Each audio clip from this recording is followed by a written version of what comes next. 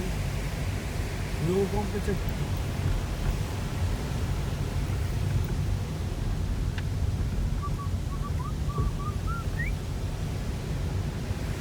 Evet, yeşil güzelmiş oldu. Yolları da çok güzel lan. Tek gidiş.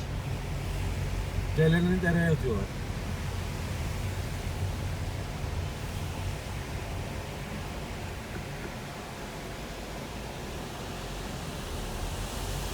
Bak.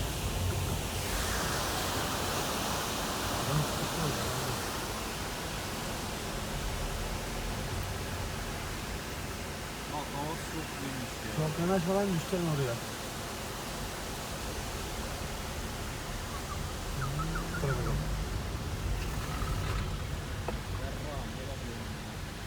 Fatih.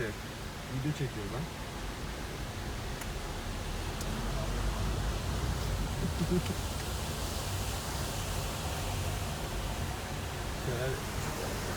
Kayalardan süzülüyor su.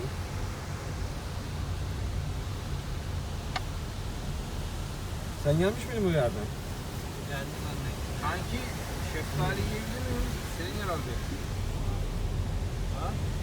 Yiyemez. Ye lan. Elmayı yemem. Ha? Elmayı. Şeftali mi? Şeftali mi o? Ha. Versene oğlum. Yumuşak mı erdi o şeftali? Şeftali güzel. Evet, serse tamam. Yiyeyim mi? Yok oğlum versene. Sen yiyeyim mi yaptın? Tamam benim de. Kardeşim verir misin? Ne istiyor oğlum? Bilmiyorum. Canım çıktı var ya ben ısırası kasım geldi lan. Bilmeye bak ya vermedi. Hangi araba?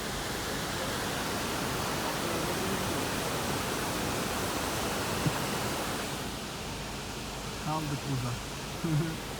Dur, o adam kendine yer ayarladı, biz gidiyorsun.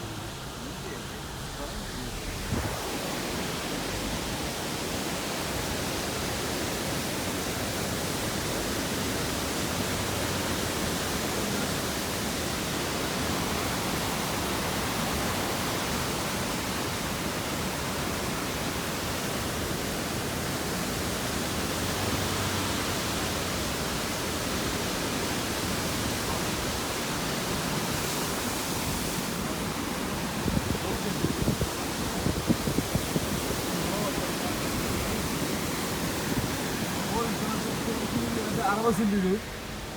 Ahmet arkaya kullanmak istiyor musun arabayı? Yok abi. Oğlum öteki de geldi. O önde 2 tane araba geri geri gidiyor lan. Çok piste egzoz dumanı atıyor lan.